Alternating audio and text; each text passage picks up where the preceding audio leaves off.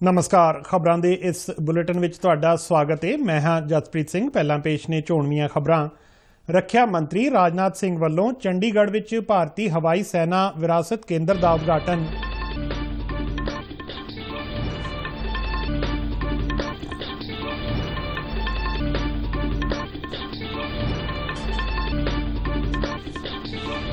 केंद्रीय सूचना ते प्रसारण मंत्री अनुराग सिंह ठाकुर समेत ਵੱਖ-ਵੱਖ भाजपा नेतावां वल्लों सोनिया गांधी दे करनाटक दी प्रभुसत्ता संबंधी बयान दी निखेधी।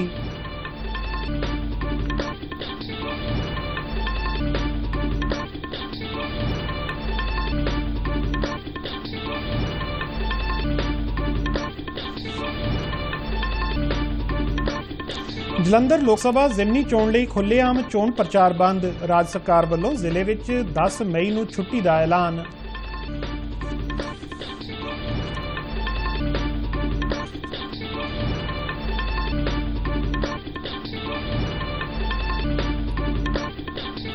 हाकी इंडिया वल्लों 18 मई तो एडिलेड विच होण वाली आस्ट्रेलिया खिलाफ 3 मैचां दी लड़ी लई 20 मैंबरी भारती महिला हाकी टीम दा ऐलान।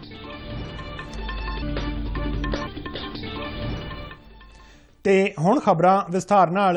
रख्या मंत्री राजनाथ सिंह ने अज चंडीगढ़ विच भारती हवाई सेना विरासत केंद्र का उद्घाटन किया। इस विरासत केंद्र विच कलाकृतियां, नमूनियां ते आपसी संवाद बोर्ड राही भारती हवाई सेना के अभियानों। यह केंद्र मनुखी सहायता और जंगी समर्थावां तो इलावा आफत राहत विच हवाई सेना वल्लों निभाईआं गईआं महत्वपूर्ण भूमिकावां का प्रदर्शन भी करेगा। इस केंद्र विच वख-वख विंटेज जहाज़ भी रखे जाणगे। हवाई सेना विरासत केंद्र भारतीय हवाई सेना विच कैरियर बनाउण लई इस शहर के नौजवानों नूं प्रेरित करेगा। इस दौरान रख्या मंत्री ने चंडीगढ़ विच रख्या, सिक्ख्या, समाज अते प्रशासन नाल जुड़ियां वख-वख विकास योजनावां दा उद्घाटन भी किया। इस मौके संबोधन करदिआं रख्या मंत्री ने कहा कि भारतीय हवाई फौज विरासत केंद्र भारतीय हवाई सेना दे उन्हां बहादुर हवाई योद्धावां लई एक श्रद्धांजलि है जिन्हां ने वीरता ते समर्पण नाल देश की सेवा की।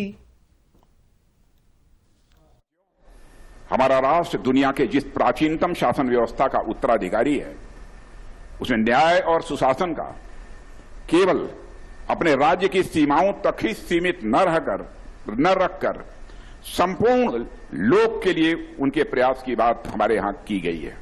और आज इंडियन एयरफोर्स हेरिटेज सेंटर का उद्घाटन हुआ है। मानो हम अपने रेस्पॉन्स और रेडीनेस कि उन्हीं प्रतिबद्धताओं को फिर से दोहरा रहे हों, ऐसा मुझे रक्षा मंत्री होने के नाते प्रतीत हो रहा था।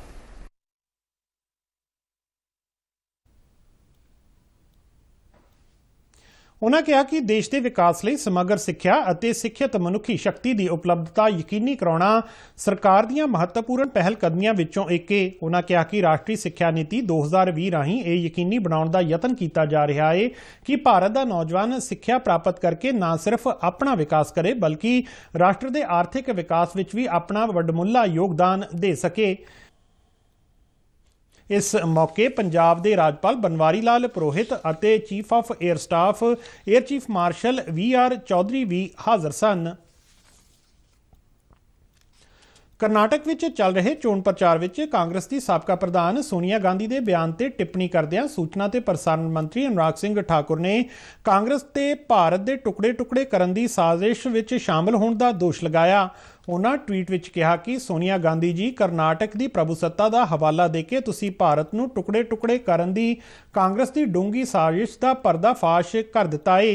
लोग ये नहीं भुल्ले कि किवें कांग्रेस सरकार ने लोक भावना के विरुद्ध जाके शरारतपूर्ण ढंग नाल करनाटक लिए एक वखरा झंडा पेश किया ताकि एक राष्ट्र एक झंडे के प्रति साडी निष्ठा का मजाक उड़ाया जा सके। ना तो सोनिया गांधी जी ने अते ना ही उन्हां दी पार्टी ने कदे भारत नूं एक राष्ट्र के तौर पर स्वीकार किया है।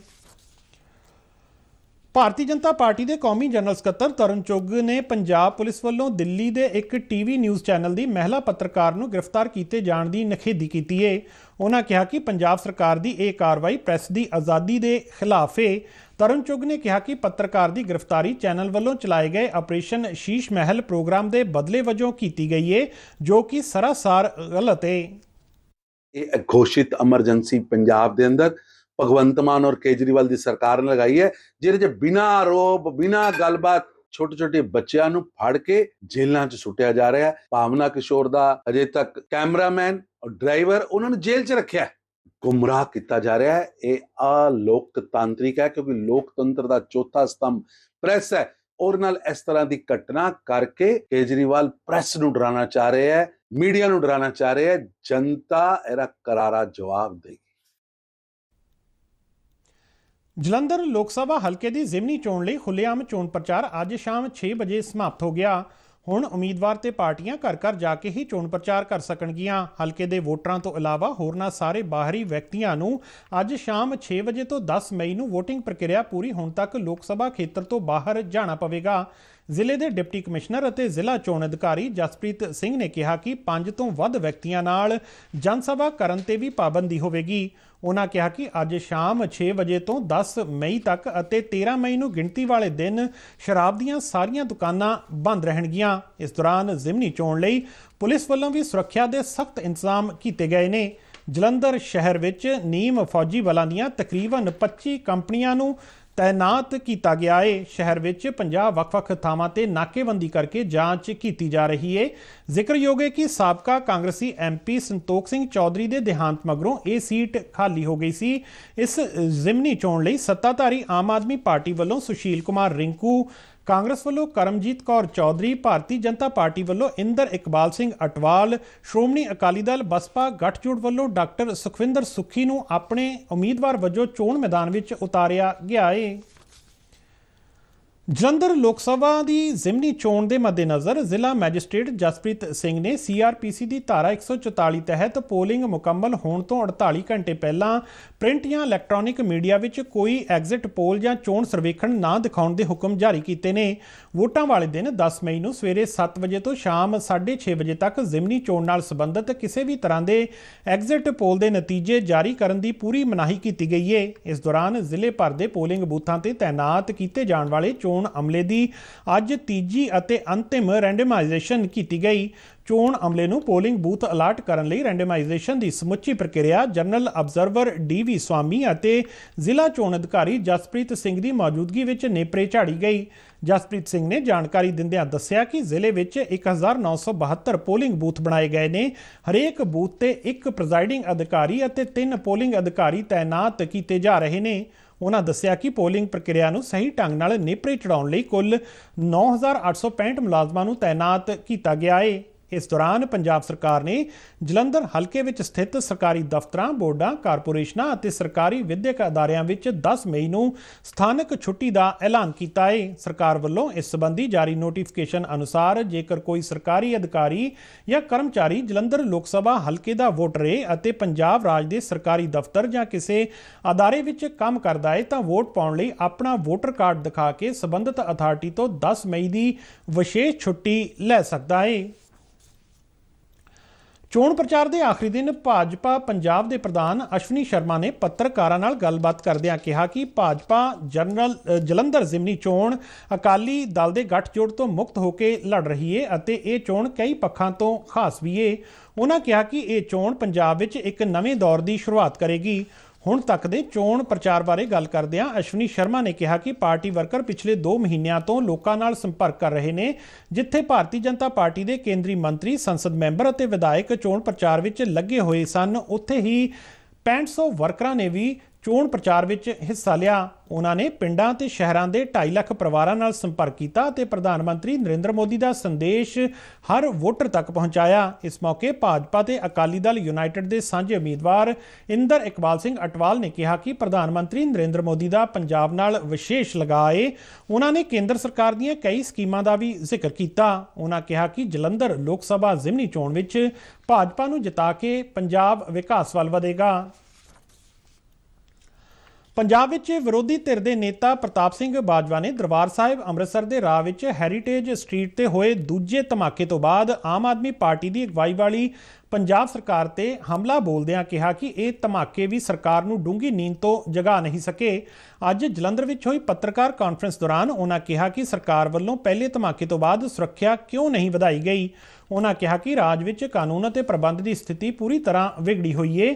ਉਹਨਾਂ ਕਿਹਾ ਕਿ ਵਿਰਾਸਤੀ ਮਾਰਗ ਹੀ ਇੱਕੋ ਇੱਕ ਰਸਤਾ ਹੈ ਜਿਸ ਦੀ ਵਰਤੋਂ ਸ਼ਰਧਾਲੂਆਂ ਅਤੇ ਸੈਲਾਨੀਆਂ ਵੱਲੋਂ ਦਰਬਾਰ ਸਾਹਿਬ ਅਤੇ ਜਲਿਆਂਵਾਲਾ ਬਾਗ ਸਮੇਤ ਹੋਰਨਾਂ ਇਤਿਹਾਸਕ ਥਾਵਾਂ ਤੇ ਪਹੁੰਚਣ ਲਈ ਕੀਤੀ ਜਾਂਦੀ ਹੈ।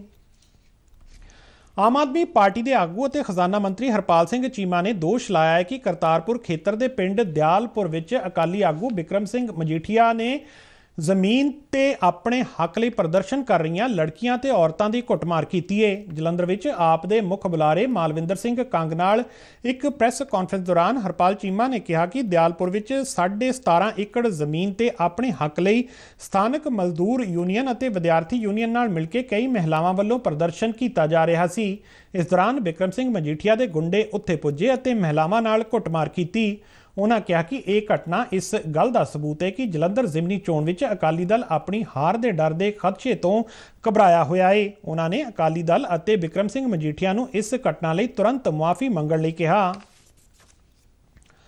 ਪੰਜਾਬ ਦੇ ਮੁੱਖ ਮੰਤਰੀ ਭਗਵੰਤ ਮਾਨ ਨੇ ਅੱਜ ਹੁਸ਼ਿਆਰਪੁਰ ਦੇ ਪਿੰਡ ਸਿੰਬਲੀ ਵਿੱਚ ਚਿੱਟੀ ਵੈਂਈ ਦੇ ਪ੍ਰੋਜੈਕਟ ਦਾ ਨੀਂਹ ਪੱਥਰ ਰੱਖਿਆ। ਇਸ ਮੌਕੇ ਸੰਬੋਧਨ ਕਰਦਿਆਂ ਉਹਨਾਂ ਕਿਹਾ ਕਿ ਪੰਜਾਬ ਮਹਾਨ ਗੁਰੂਆਂ ਅਤੇ ਸੰਤਾਂ ਦੀ ਪਵਿੱਤਰ ਧਰਤੀ ਹੈ ਜਿਨ੍ਹਾਂ ਨੇ ਸਾਨੂੰ ਵਾਤਾਵਰਣ ਦੀ ਸੰਭਾਲ ਦਾ ਰਾਹ ਦਿਖਾਇਆ।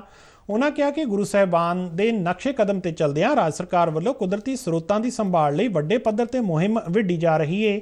ਉਹਨਾਂ ਨੇ ਲੋਕਾਂ ਨੂੰ ਇਸ ਕਾਰਜ ਲਈ ਸਹਿਯੋਗ ਦੇਣ ਅਤੇ ਇਸ ਨੂੰ ਲੋਕ ਲਹਿਰ ਬਣਾਉਣ ਦਾ ਸੱਦਾ ਦਿੱਤਾ। ਉਹਨਾਂ ਕਿਹਾ ਕਿ ਸਰਕਾਰ ਵੱਲੋਂ ਨਹਿਰੀ ਪਾਣੀ ਦੀ ਵਰਤੋਂ ਨੂੰ 34% ਤੋਂ ਵਧਾ ਕੇ 60% ਤੱਕ ਕਰਨ ਦਾ ਟੀਚਾ ਵੀ ਮਿੱਥਿਆ ਗਿਆ ਹੈ, ਜਿਸ ਨਾਲ ਤਕਰੀਬਨ 4 ਲੱਖ ਟਿਊਬਵੈੱਲ ਬੰਦ ਹੋ ਜਾਣਗੇ। ਇਸ ਮੌਕੇ ਤੇ ਰਾਜ ਸਭਾ ਮੈਂਬਰ ਸੰਤ ਬਲਵੀਰ ਸਿੰਘ ਸੀਚੇਵਾਲ ਵੀ ਹਾਜ਼ਰ ਸਨ। ਸਿਹਤ ਵਿਭਾਗ ਵੱਲੋਂ ਜਾਰੀ ਪ੍ਰਧਾਨ ਮੰਤਰੀ ਸੁਰੱਖਿਅਤ ਮਾਤਰਤਵ ਅਭਿਆਨ ਤਹਿਤ ਹਰ ਮਹੀਨੇ ਦੀ 9 ਅਤੇ 23 ਤਰੀਕ ਨੂੰ ਸਰਕਾਰੀ ਹਸਪਤਾਲਾਂ ਵਿੱਚ ਵਿਸ਼ੇਸ਼ ਕੈਂਪ ਲਗਾਏ ਜਾਣਗੇ, ਜਿਸ ਵਿੱਚ ਹਾਈ ਰਿਸਕ ਗਰਭਵਤੀ ਮਹਿਲਾਵਾਂ ਦੀ ਜਾਂਚ ਕੀਤੀ ਜਾਵੇਗੀ। ਫਾਜ਼ਿਲਕਾ ਦੇ civil surgeon doctor Satish Goyal ਨੇ ਜਾਣਕਾਰੀ ਦਿੰਦਿਆਂ ਦੱਸਿਆ ਕਿ ਸਰਕਾਰੀ ਹਸਪਤਾਲ ਜਾਣ ਵਾਲੀਆਂ ਹਾਈ ਰਿਸਕ ਗਰਭਵਤੀ ਔਰਤਾਂ ਨੂੰ ਮੌਕੇ ਤੇ ਖੁਰਾਕ ਵੀ ਦਿੱਤੀ ਜਾਵੇਗੀ। ਉਹਨਾਂ ਦੱਸਿਆ ਕਿ ਸਿਹਤ ਵਿਭਾਗ ਵੱਲੋਂ ਜ਼ਿਲ੍ਹਾ ਹਸਪਤਾਲ, ਸਬ ਡਿਵੀਜ਼ਨ ਹਸਪਤਾਲ, CHC ਅਤੇ PHC ਵਿਖੇ ਇਸ ਅਭਿਆਨ ਤਹਿਤ ਹਰੇਕ ਗਰਭਵਤੀ ਮਹਿਲਾ ਦਾ ਐਂਟੀਨੇਟਲ ਟੈਸਟ ਕੀਤਾ ਜਾਵੇਗਾ ਤਾਂ ਜੋ ਹਾਈ ਰਿਸਕ ਪ੍ਰੈਗਨੈਂਸੀ ਦੀ ਜਲਦ ਤੋਂ ਜਲਦ ਪਛਾਣ ਹੋ ਸਕੇ ਅਤੇ ਜੋਖਿਮ ਨੂੰ ਘਟਾਇਆ ਜਾ ਸਕੇ। ਦਿੱਲੀ ਦੇ ਜੰਤਰ ਮੰਤਰ ਵਿਖੇ ਧਰਨੇ ਤੇ ਬੈਠੇ ਪਹਿਲਵਾਨਾਂ ਦੇ ਪ੍ਰਦਰਸ਼ਨ ਦੇ ਰਾਜਨੀਤੀਕਰਨ ਤੇ ਦੇਸ਼ ਦੇ ਵੱਖ-ਵੱਖ ਪਹਿਲਵਾਨਾਂ ਵੱਲੋਂ ਚਿੰਤਾ ਜ਼ਾਹਰ ਕੀਤੀ ਜਾ ਰਹੀ ਹੈ। ਪਠਾਨਕੋਟ ਦੇ ਪਹਿਲਵਾਨਾਂ ਨੇ ਮਸਲੇ ਨੂੰ ਮਿਲ ਬੈਠ ਕੇ ਹੱਲ ਕਰਨ ਦਾ ਸੁਝਾਅ ਦਿੱਤਾ ਹੈ। ਉਹਨਾਂ ਦਾ ਕਹਿਣਾ ਹੈ ਕਿ ਇਸ ਨਾਲ ਵਿਸ਼ਵ ਵਿੱਚ ਭਾਰਤ ਦਾ ਅਕਸ ਖਰਾਬ ਹੋ ਰਿਹਾ ਹੈ। ਉਹਨਾਂ ਨੇ ਧਰਨੇ ਤੇ ਬੈਠੇ ਪਹਿਲਵਾਨਾਂ ਨੂੰ ਸਰਕਾਰ ਨਾਲ ਗੱਲਬਾਤ ਕਰਕੇ ਜਲਦ ਹੀ ਇਸ ਨੂੰ ਸੁਲਝਾਉਣ ਦੀ ਅਪੀਲ ਕੀਤੀ। ਆਪਣਾ ਇੱਕ ਦੇਸ਼ ਦਾ ਮਸਲਾ ਆ, ਗੱਲ ਸਹੀ ਆ ਉਹਨਾਂ ਦੀ ਵੀ ਕਿ ਜੇ ਕਿਸੇ ਨੇ ਕੋਈ ਬਦਤਮੀਜ਼ੀ ਕੀਤੀ ਆ, ਕਿਸੇ ਬੱਚੇ ਨਾਲ ਕੋਈ ਗਲਤ ਕੰਮ ਕੀਤਾ ਜਾਂ ਕਿੱਦਾਂ, ਉਹਨੂੰ ਸਜ਼ਾ ਮਿਲਣੀ ਚਾਹੀਦੀ ਹੈ, ਜ਼ਰੂਰ ਸਹੀ ਹੋ ਆਪਣੀ ਜਗ੍ਹਾ। ਪਰ ਇੱਦਾਂ ਸਾਰੇ ਆਪਣੇ ਦੁਨੀਆ ਦੇ ਵਿੱਚ ਮੈਸੇਜ ਗਲਤ ਜਾਂਦਾ ਕਿ ਹਿੰਦੁਸਤਾਨ ਦੇ ਵਿੱਚ ਪਤਾ ਨਹੀਂ ਕੀ ਹੋ ਰਿਹਾ ਹੈ, ਕਿੱਦਾਂ ਨਹੀਂ।